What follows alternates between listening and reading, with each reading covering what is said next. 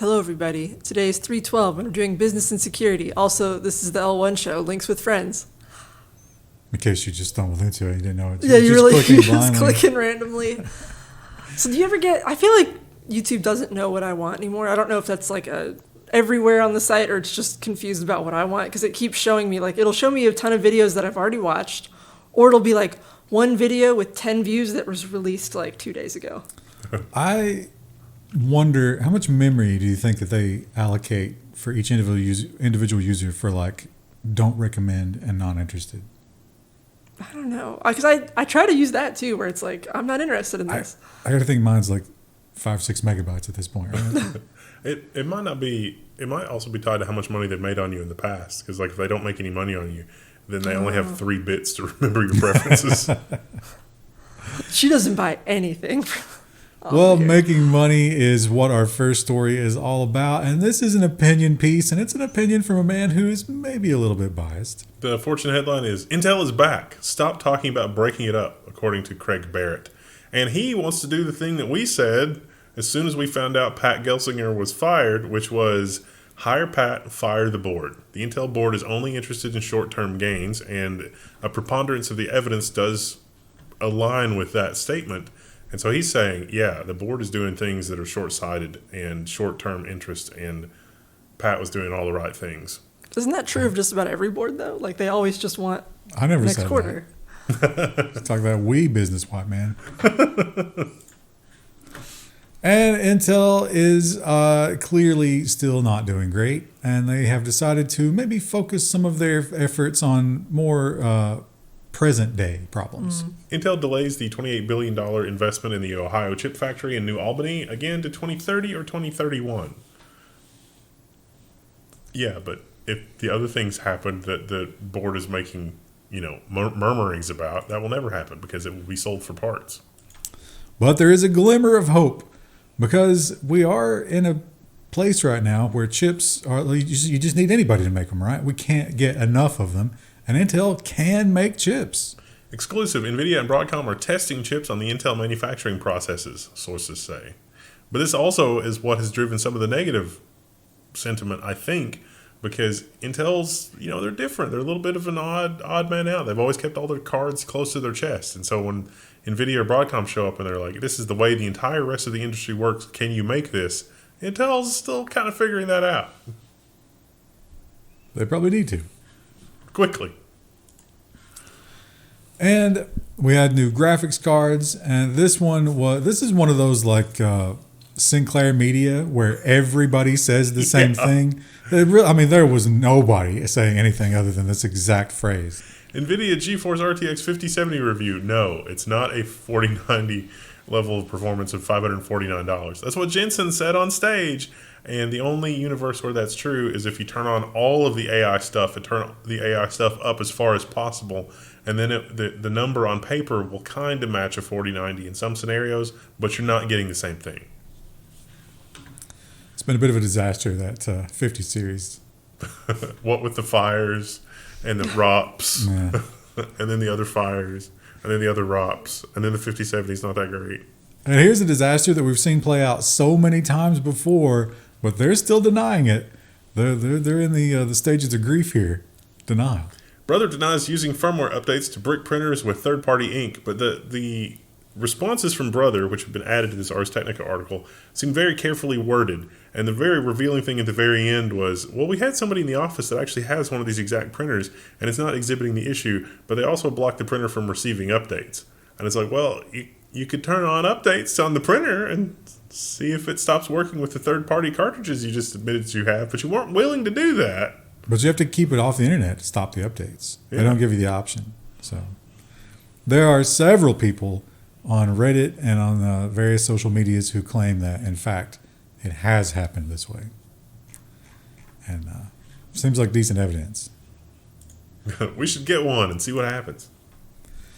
And Lenovo is following the trend. It seems like 2025, what you want to do when it comes to mobile stuff is just get weird with the screens. You want to fold them and muffled stretch them. Screaming from your designer who has to design for every possible Lenovo's ThinkBook Flip puts an extra tall folding display on a laptop. I don't know that you have to do anything special for that. You just have just more scroll space. But I want everything to be above the fold. But vertical is the least useful extension, right? I would way rather have width. I don't know. A lot of sites, and I think this is probably different for like actual applications, but like a site, most of them have a max width set. So they don't really make use of horizontal space as well as they could anyway. But that's just web browsing. Yeah. There's a lot of other stuff that you can use. This would be like having two 16:9 monitors stacked one on top of the other. That's fine. You want to do a little spreadsheeting? Nah, it's not great. I never want to do spreadsheet. I guess it would be useful like if I'm in like Figma or something like that. And Google, if you recall, they've got this like moonshot thing where they just come up with crazy ideas and they fund them. Maybe the best example of that was the balloons. They wanted to float the balloons. I think they used those in Africa a little bit, right? And this will be kind of similar to that. Google's Taara hopes to usher in a new era of internet powered by light. And so it talks about the new little chips they have. And they want to use lasers instead of radio because they can really pack those in. It's just tracking the endpoints. Line of sight.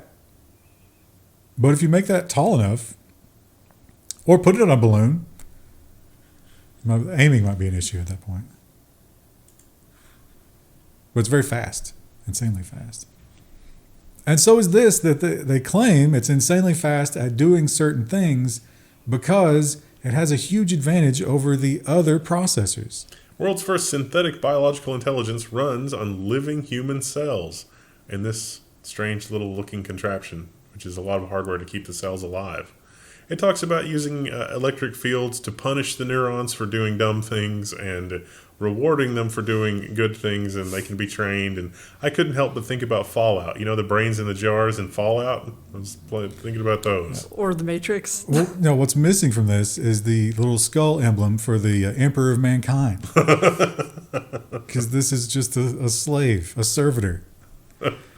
Well, they claim that it's going to be revolutionary in terms of how good it is at certain computing because it is basically using living things. It's so cheap, we could just grow more. If you recall, they used a early version of this to play Pong, and it learned how to play Pong, kind of. Oh, and who doesn't love when you Google something now, the AI just answers you. It doesn't show you the web pages. Those are down the page. No one cares about web pages. Sources? We don't believe in that here. You got your answers right here. Well, get ready for more. Google's adding more AI overviews and a new AI mode to search. They might not even show you the normal results. The AI can be just so confident in its answer. There's going to be so many more posts on /r/confidently incorrect. Which you'll never get in your search results. And this Daring Fireball blog is pretty good. It's got a lot of, it's a source for stories that no one else covers. And this one's not maybe a huge one, but it is something that Apple made the decision to do and went to some trouble to make sure that you couldn't do this. Why can't we screenshot from DRM-protected video on Apple devices? It talks about how when something is paused, if you want to take a screenshot to call something out, or maybe you want to do an editorial, it's just a big black nothing. Because the DRM goes all the way down to the metal in Apple computers. There's no way around it. No piece of software can circumvent this. Just take a picture with your phone like my parents do. Do you see that? No, I don't. It's so blurry. I do that too, just out of laziness. Hell, there's some videos that it's just too much of a headache, so we'll just point a camera at a monitor and it's just like, I'm sorry, I'm lazy. Well, is this the year of the Linux desktop? We're going to lose Windows 10. Maybe it is. Apparently not in China. I don't know what happened. Steam survey for February 2025 shows a big drop in Linux use. These are percentages. What actually happened was a ton more users from China showed up and that none of them were using Linux. And so the overall percentage of Linux users went down, but not the absolute number of Linux users. You know, you auto-corrected that, but they said 2 Linux use. That doesn't make any sense, does it? Is this AI written? A big drop to Linux use. And that's what you said, and that's correct. But yeah, this is kind of silly because these are all Steam Decks. And it's like, oh, Linux users love AMD. No, it's Steam Decks. That's what's using Linux on Steam. I have to admit the Steam Deck has been a lot more fun than I anticipated. Although I'm not playing native Steam titles mostly, which is sort of funny. And we have now lost the ad blockers on Chrome. So a lot of people might be looking for a new home, which makes the timing of this really, really stupid. Mozilla is already revising its new Firefox terms to clarify how it handles user data. Their lawyer should be fired. They have created a terrible, terrible situation where everybody is confused. They've confused themselves, or maybe it's intentional. Like it is actually, like at first I thought that it was just, some trolling going on over the lawyerese in the terms of service that was idiotically copy and pasted. And now I'm not so sure. So they announced in their new version, they didn't announce it, but some people found it. You basically went for the meta terms of service type of deal where anything that goes into the Mozilla browser, they say, they own. And they can use that to train their AIs or do whatever they want with it. Maybe sell it to data brokers. And obviously people weren't very happy about that. Because imagine all the things that you put into a browser. And it took Mozilla a long time to say, oops, we didn't mean it that way. And actually make some changes to that is not there anymore. But again... How long before they change it so it is? But I mean, like the lawyers wrote it to be as like Mozilla could just do whatever they want. And it's like, well, but it's like, no, your mission is to be a good steward of things on the internet. And to think that, oh, yeah, well, I mean, it was very inclusive, but we would never do that. Every company is doing that. Yeah. Of course we think you're going to do it. If all of your users have agreed to those terms of service, that actually makes you a more valuable company for acquisition. Somebody could come in and be like, we're going to acquire you with the explicit purpose of doing this. There are companies that have literally done that with browser extensions. It's like, I'm going to buy the browser extension because in the terms of service of the browser extension, you've agreed to this horribleness. And then the original developer who intended nothing, like the lawyer did the same thing. The original developer didn't intend any of that, but the new owners were like, yeah, spyware. And then it ended very badly after people noticed. What am I going to use if not Firefox? Brave. Brave Brave is the new frontier, I think. Ironically, Brendan Ike with the, it's just, ugh. It's good. And AI. We haven't talked about AI too much. We do have a whole section for that where most of that goes. But this one I felt was more of a software story because it is the story of AI, but how AI is going to change how software is created. 3D software company Autodesk announces a 9% cut to its workforce, even though they have record profit and record deployment. And Autodesk is used for a lot of things. It's CAD, it's Inventor. I mean, a lot of fun stuff. They're going to adopt a cloud policy like everybody else where it's like, I don't really need the full thing. It's like, okay, just pay per use in the cloud. CAD is another job that AI is going to be doing exclusively pretty soon.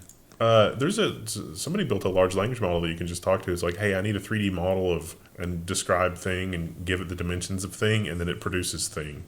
Claude, without me asking it to, designed a circuit diagram and wrote it in HTML to show it to me in the reasoning model. That's pretty impressive. And yes, we have lost Chrome. Chrome is now dead to us, and many more will follow. Microsoft begins turning off UBlock Origin and other extensions in Edge that are incompatible with the manifest format in the new Chromium engine. Is this Microsoft doing this intentionally, or are they just deprecating things that are deprecated in Google's Chromium engine because their browser also relies on Chromium?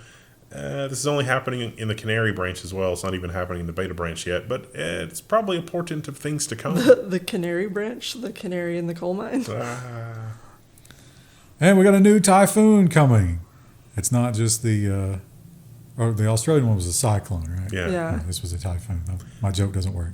Microsoft warns of Chinese hackers spying on cloud technology using the same sort of, like, wait a minute, what's going on here? Well, exactly what you thought would be going on. Silk Typhoon. We had salt before, now we get silk. Not surprising. And this one is a scam that I'm surprised anybody fell for. Let me just give you a pro tip.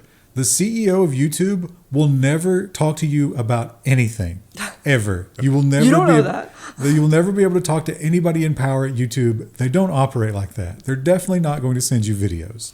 YouTube warns creators of an AI-generated video of its CEO is being used for phishing scams. So you would get an email that's like, go look at this private video, and then it wanted you to do things and download malicious files and blah, blah, blah. But the email was very well put together and actually came from no reply at youtube.com because, reasons. Even your Gmail didn't flag it as malicious at first. Sort of wild, huh?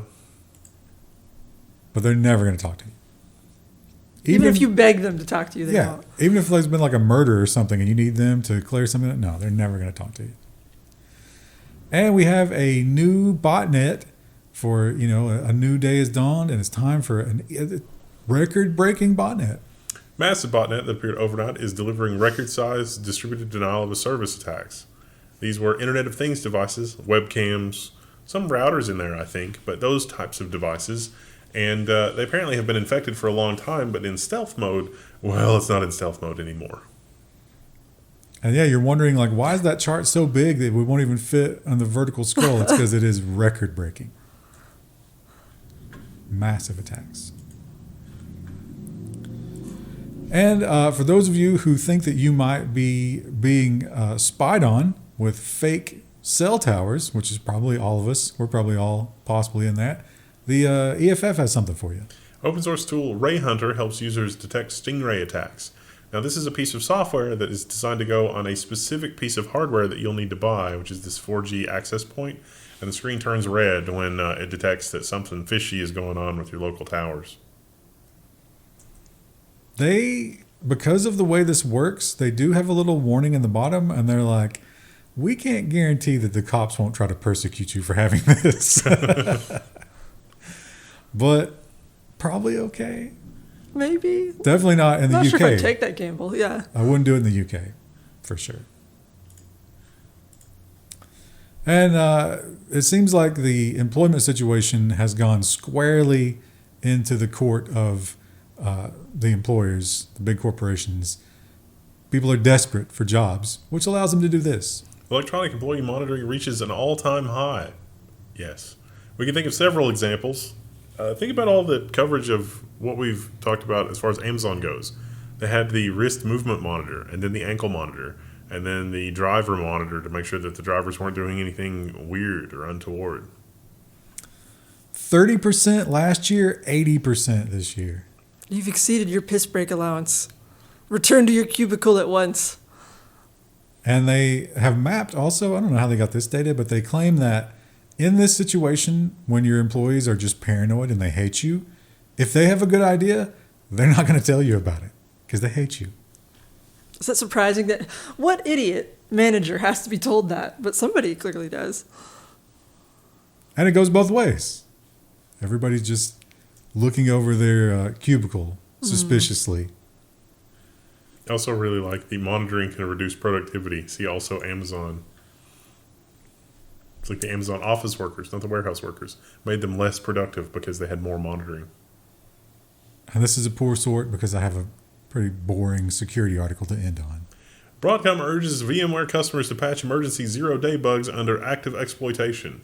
This is, if you have access to the hypervisor, you can use that access to get full access to the virtual machines. But apparently there is also a way to get access to the hypervisor, so this affects Workstation, ESXi, and some other things. Not great. VMware customers are probably looking for an exit off of the VMware platform, mostly, except for the most complicated customers. Like a lot of VMware customers aren't using all the VMware features. If you're using all the VMware features, there's not really great alternatives yet. But if you're not using a ton of the features, you probably could move off of VMware. We know this one is going to be short, but it's 19 minutes. Ooh. It's rough. Maybe it'll push us up in the algorithm. Who knows what the algorithm if you wants. Vent your anger in the comments, that's actually going to help us. We also forgot the AMD launched the 9070 and the 9070 XT. We did videos, and you can actually buy them mostly at retail prices, although not entirely. Scalpers seem to buy a lot of them, but they seem not to be selling on eBay, so the price will probably correct fairly quickly just because of the volume. Our local Micro Center had like 600, which is more than all of the models of GeForce card that they had since the GeForce cards launched a month and a half ago. All right, check that out.